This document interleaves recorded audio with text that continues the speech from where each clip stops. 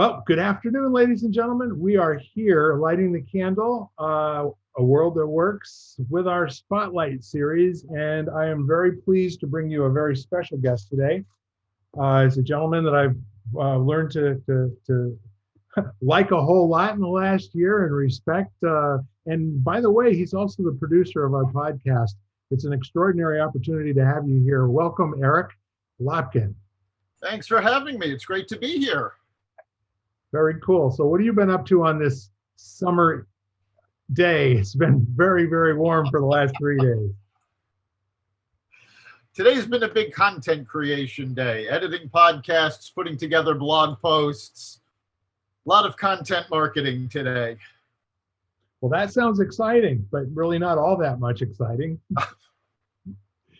So tell everybody what you do and kind of, give them an idea of your background and how you got to be in this position of, kind of like the CEO of Xvadio and some of the other things you're doing, if you don't mind. Yeah, no, I am president and CEO of the Modern Observer Group, which Xvadio is a division of.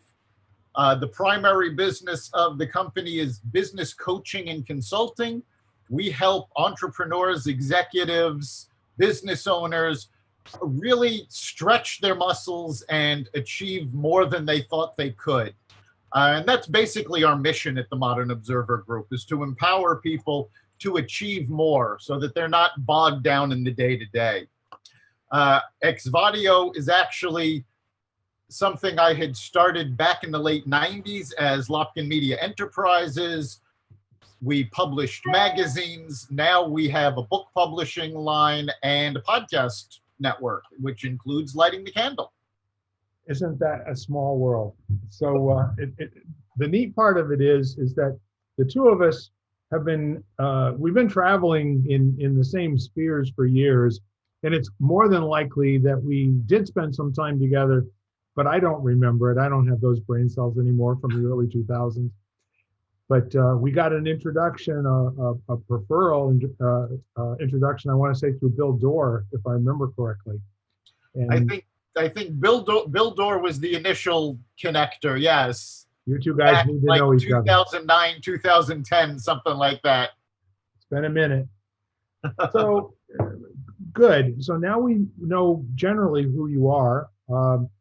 We've scratched the surface, and I've got to tell you, I enjoy every minute that we get to spend together because the two of us we're kindred spirits in that we really are genuinely looking to make the world a better place with everything that we do.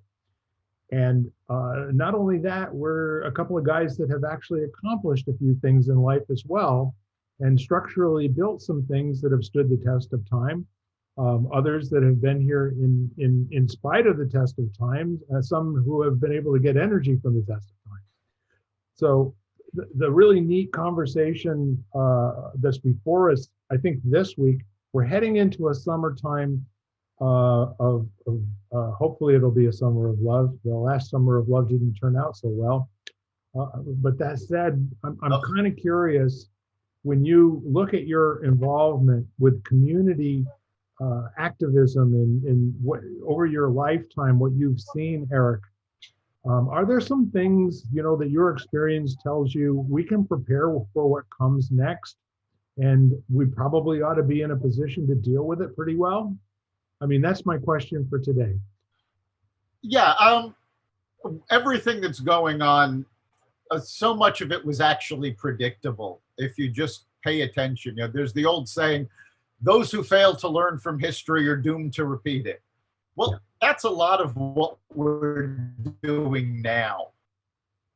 And I remember back during the 90s in New York City, when David Dinkins was elected as the first black mayor of New York, and he was followed by Rudy Giuliani. And if you take a look at the events that New York City went through, they are paralleled almost event by event by Barack Obama's election and then Donald Trump's election. And now we're seeing the pushback that happened in New York City after Giuliani left office. The parallels are uncanny. If you pay attention, you can see that all of this was going to happen. And I actually said this back when Barack Obama was first campaigning for president, because I had been watching, A&E had been airing a marathon of Walter Cronkite Presents. And this was a documentary series hosted by Walter Cronkite that pulled all of his footage from decades and decades of what he had been covering. And when it came to the episodes that they were talking about Jimmy Carter, and when they were talking about what had happened in New York, the same things they were saying about Jimmy Carter in the documentary were the same things that they had been talking about on the news about Barack Obama. You could see the parallels. And if you watch for these things, you can have a good idea of what's going to happen. And if you're really smart about it, you can help make it better before it starts going downhill. So those are some nuggets right there. And, I'm kind of wondering about this. We have another panel member who's usually on the Thursday recording of the podcast, Ken Caputo. And Ken is an extremely well-read human being. I mean, he set a goal 10 years ago to read a book a day for the rest of his life. And I may be misquoting, but I think he's done it. He's either listening to stuff for 5 or 6 hours at a time on audiobooks or otherwise. And he has kind of the same view of, the 30,000 foot view. Folks, if you can get up here, we might be able to do this in a smarter way, given the fact that we've been here before. And I raised to him the same thing I'm going to raise to you now. I wonder if the problem is that most of the people that are active these days are actually, they weren't here the last time things didn't work this badly. So they're kind of falling into the same predictable pitfalls that everybody who thinks, once you start vilifying rich people, those people that are sucking off of the poor people that don't make enough money to pay taxes, and utilizing, all of their sweat equity for their own good, all those other things that get said. Most of the folks that I hear that are talking that way are, they weren't around in the year 2000. I think to a certain extent, some of that is true. A lot of the very active folks haven't seen this all happen before. But I think, honestly, a lot of it is human arrogance. Because I have actually heard people say, when they've been confronted with the fact that what they're doing has been done before and didn't work last time, it's like, oh, but we can do it better. And then they go and do the exact same thing that was done before. So I think there's a bit of arrogance in humans that, yeah, we know it happened, but it's not going to happen that way for me. I can do it better than that. Sure. Well, you know what? I guess that's what people who haven't had many abject failures in their life say, right? Yes. I'm smart. Evidently, other people weren't. Why didn't they just do this, this, and this, right? So I guess the question now is can we go back and maybe get some side-by-side comparisons of what you saw during the Dinkins and maybe there's some comparisons with Mayor de Blasio and I have a feeling that there's some Giuliani comparisons to whoever's going to be there next. Well, there's a lot of Giuliani comparisons to Donald Trump. Giuliani was an advisor of Trump, but what we saw when David Dinkins took over, there was a certain amount of hesitancy to criticize him because he was the first black mayor of New York, not ever. Right. But you had people actually say, well, we don't care for what he's doing, but we're not going to come out and publicly criticize him because we don't want to look racist. Right. And the same comments were made nationally.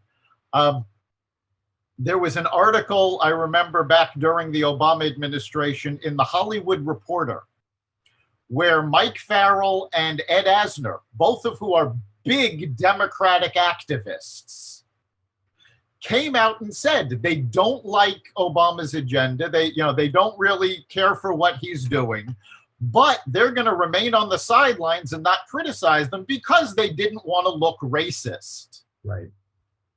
So you saw that parallel between Dinkins and Obama, and Dinkins very famously said, America's not a melting pot, it's a mosaic. And he was big on showing the differences in people rather than unifying them all together. And Obama did the same thing. Everything was about putting people in specific groups, and this group has done this and this group has done that. And we really need to overcome this. I've seen this going on for years and years, and it absolutely drives me up the wall when people identify themselves as Italian American, Irish American, African American, Hispanic American. It's like, no, if you're here, you are American. And we all need to identify with each other, and separating ourselves out by group just makes that harder. And when Giuliani came into office in New York, there was a big crackdown on the violence that had been going on under the Dinkins administration, very law and order. And you saw New York rebound. You saw tourism coming back because it was safe. You saw businesses being built. And then when Trump took office nationally, you saw the same things. You saw unemployment drop to record lows. You saw more businesses coming. And then, neither Giuliani nor Trump was what we would call politically correct. So you had the political correctness police going after them. Oh, no, we can't have that. Doesn't matter that they're getting good results. They can't talk like that. They have to be politically correct. So everything we saw in New York, we saw again nationally.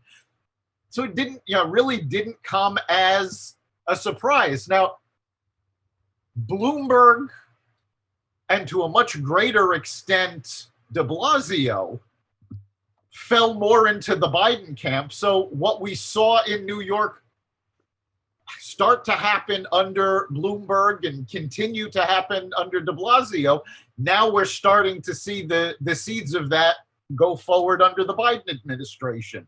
Mm-hmm. So it's all been done before. Absolutely. I'm loving listening to you talk today because this is a spotlight.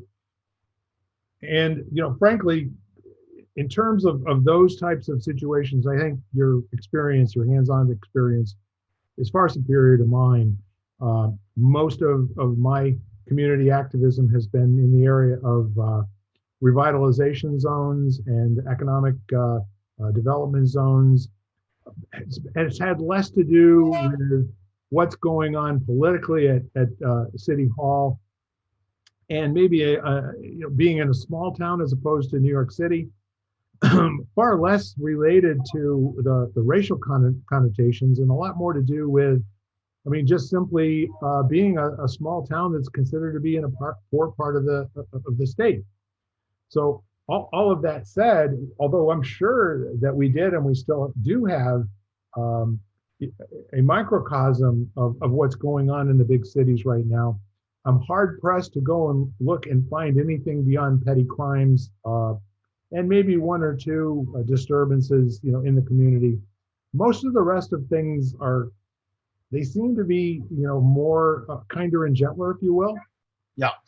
So the other thing that I'm finding, getting reports from, and again, we're all about lighting the candle, maybe focusing some light on things that need to be, illuminated.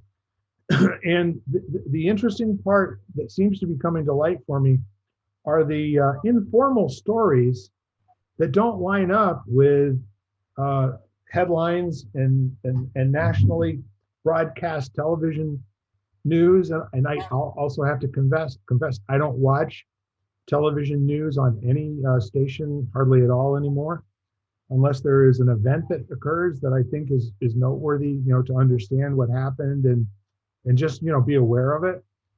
But to finish my thought, I'm hearing stories out of the major cities, out of mostly Chicago, Los Angeles, San Francisco, New York City, having to do with the folks that live in the suburban cities around those mega cities, really concerned about the lack of law enforcement, and that the folks that are in charge don't seem to be doing anything to attempt to stop criminal behavior.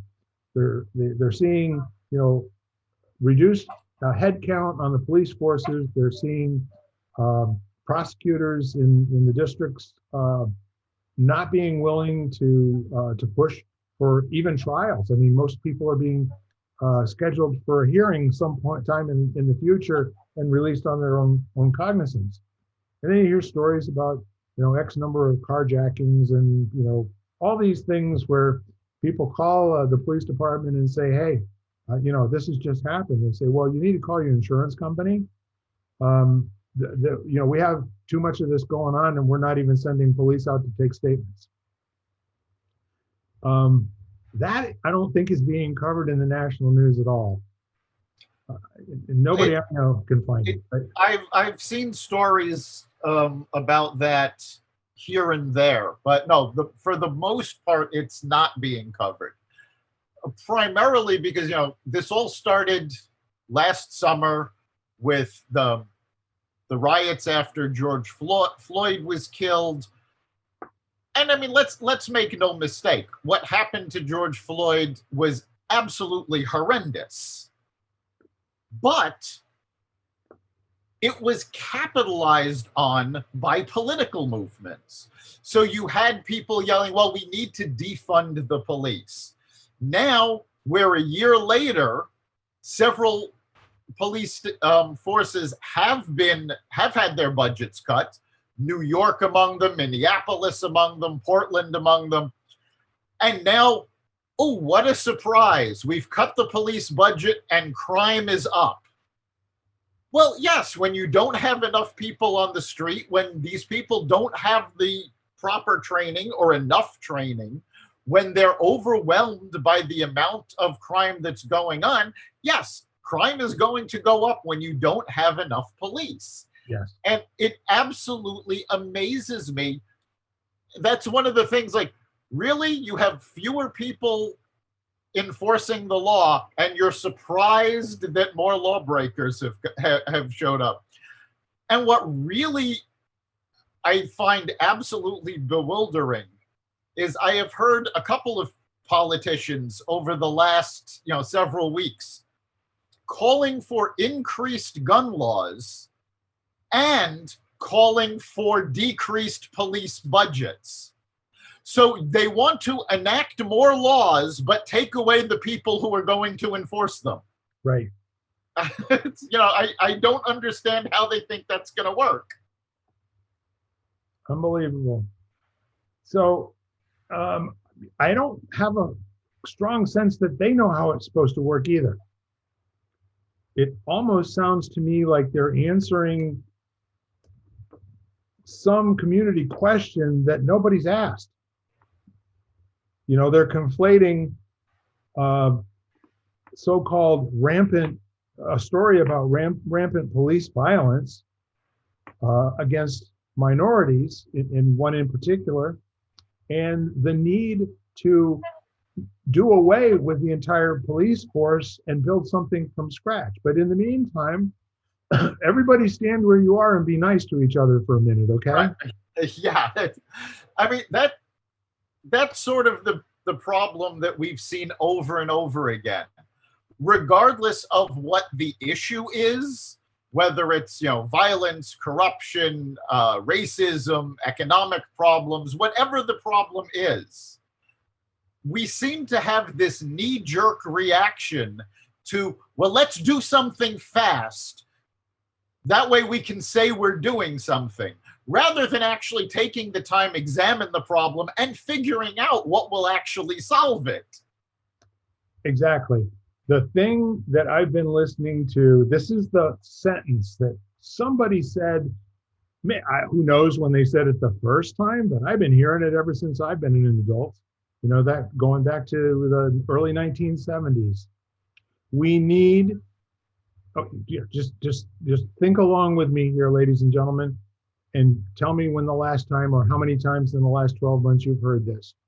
We need to enact some legislation so that this will never, ever, ever happen again. Really? Yeah, we've heard that over and over. And of course, they're enacting legislation to stop illegal behavior, except there are existing laws that made this behavior illegal, and it hasn't stopped them yet. Passing a law only works if everybody is law abiding. Well, I think we've pretty much determined that there are a percentage of people that are just not going to follow the law. Right. Right. So that is a given. And knowing that the people that you are intending to make a difference with ain't going to reach them. So now what it starts to look like is theater. It's like we have to show the people that we're doing what we can do, and we can't change behavior. We all know that. You cannot legislate behavior. You cannot change it once it's occurred. When there are, when we talk about systemic problems, there are systemic problems, but few of them have anything to do with the color of anybody's skin. Mostly it has to do with people who are passing laws that are intended to placate their voters without actually changing anything. Yeah, that's very true. And the thing is, it's become so important for politicians to just play to the crowd, whoever that crowd is. But playing to the crowd doesn't actually accomplish anything. Yes. I mean, I've been amazed over the last year how many programs I've seen that are meant to combat racism. And they're things like anti-racist book clubs and different programs to discuss the problem. And they all seem to be missing the point that they're all preaching to the choir.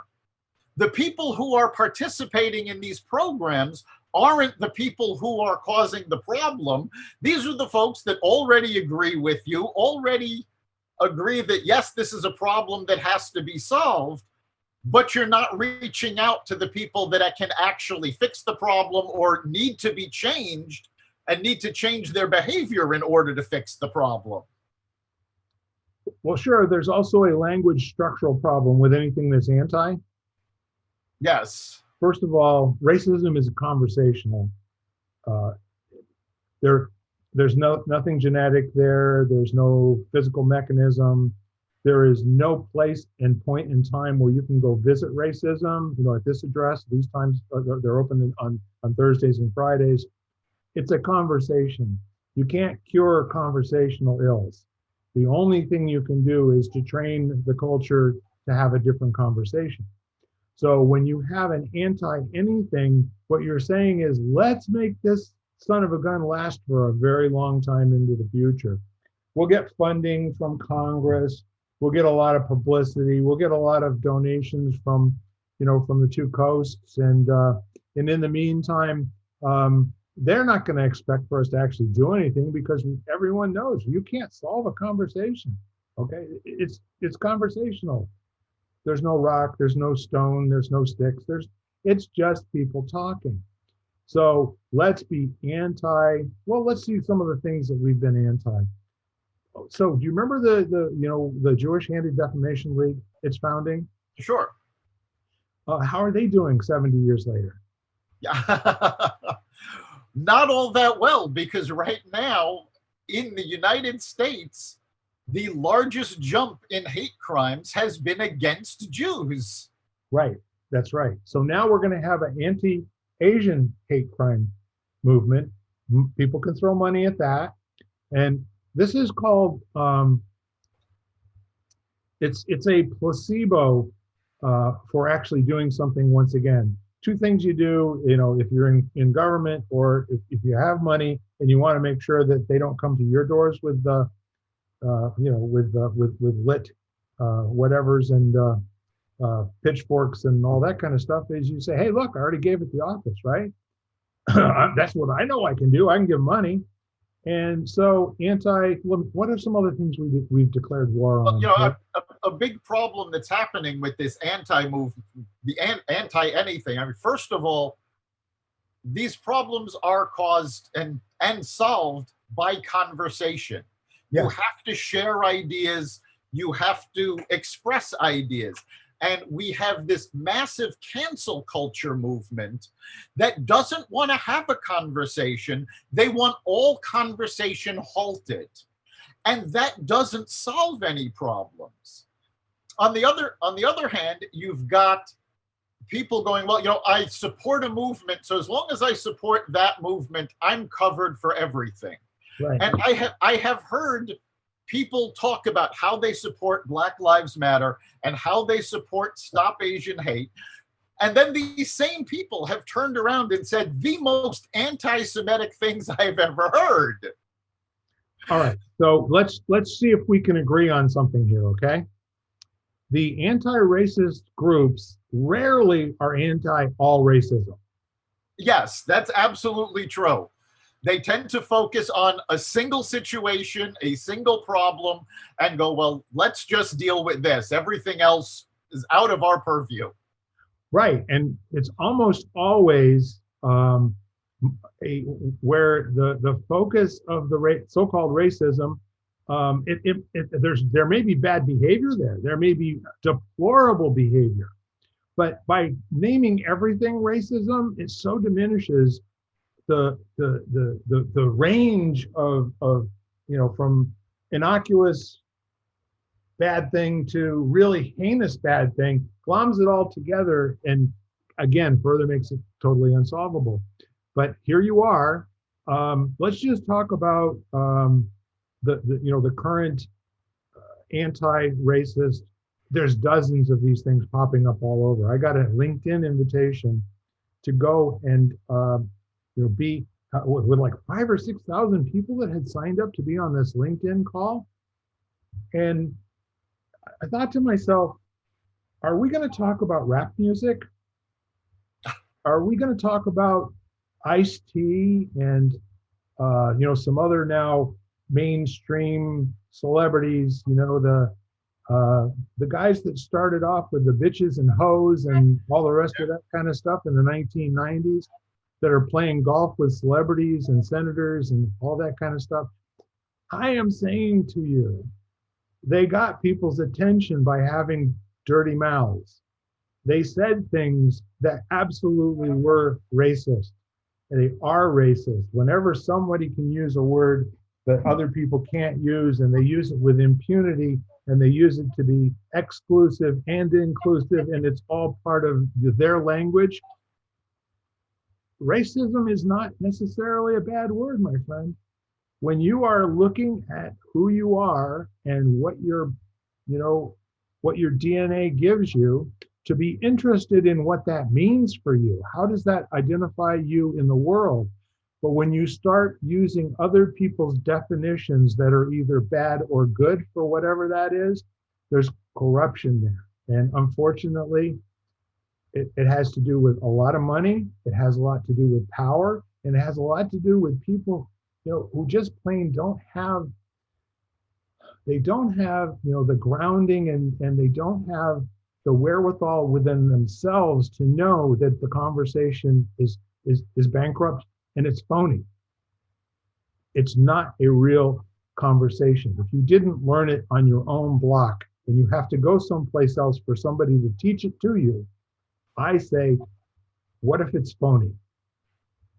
Yeah, that's very true. I mean, we're not having those conversations. People are sort of defining who they are based on a small group of criteria, and then they're getting very upset when you do anything to disrupt that self-image. Right. And we need to have conversations about this. Now, I spent a couple of years as an auxiliary police officer with the NYPD. Yeah. The only time I was ever assaulted or attacked, for lack of a better word, I was at a festival, and my job was simply stand by the police barrier and make sure cars didn't come in to crash into this festival. That was what I was there for. I was there to protect the folks at the festival from being run over, period. And a group of Black kids, teenagers, some of them even younger than teenagers, started throwing things at us. Now, we were told immediately by our commanding officer, do not respond. Just, let them get it out of their system and just stand there.